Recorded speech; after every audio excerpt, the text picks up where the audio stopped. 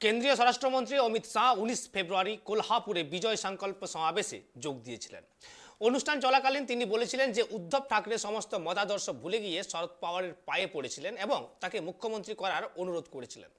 19 ফেব্রুয়ারি অনুষ্ঠানে ভাষণ দেওয়ার সময় অমিত শাহ বলেছিলেন 2024 সালে দেশে আবার নির্বাচন হতে চলেছে, আমরা এবং শিবসেনা প্রতিদ্বন্দ্বিতা করব। এই নির্বাচন আবার বিজেপি সরকার গঠনের নির্বাচন নয়। এই নির্বাচন প্রধানমন্ত্রী মোদীকে আবারও প্রধানমন্ত্রী করার নির্বাচন নয়।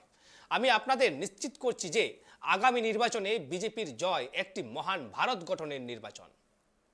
जरा जोर से बोलो, लड़े थे या नहीं लड़े थे? बड़ी फोटो मोदी जी की लगाई थी या नहीं लगाई थी?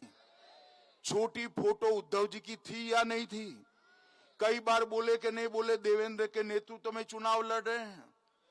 मैंने भी हर जगह पे कहा, मोदी जी ने भी हर जगह पे कहा, और चुनाव के नतीजे आए, मुंह में पानी छूटा, सारे सिद्धांतों को तरबतर कर कर शरद राव की शरण में जाकर बैठ गए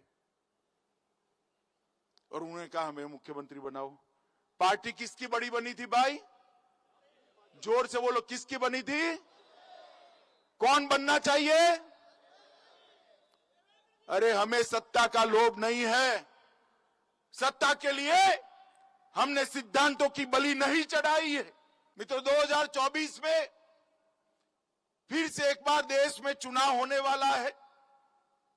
हमें मालूम है कि हम और हमारे साथी दल शिवसेना महाराष्ट्र में चुनाव लड़ेंगे और सामने सारे इकट्ठा होकर लड़ने वाले हैं।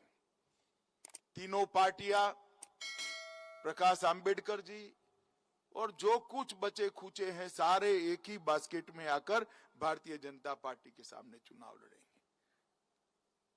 और ये चुनाव केवल और केवल भारतीय जनता पार्टी की सरकार फिर से बनाने का चुनाव नहीं। ये चुनाव फिर से एक बार पूर्ण बहुमत और 2/3 बहुमत से भाजपा और साथी दलों की सरकार बनाने का नहीं। ये चुनाव फिर से एक बार मोदी जी को प्रधानमंत्री बनाने का चुनाव नहीं है। मैं आपको विश्वास दिलाता हूं मित्रों कि आने वाले चुनाव में भारतीय जनता पार्टी का विजय ये महान भारत की रचना का चुनाव है, समृद्ध भारत की रचना का।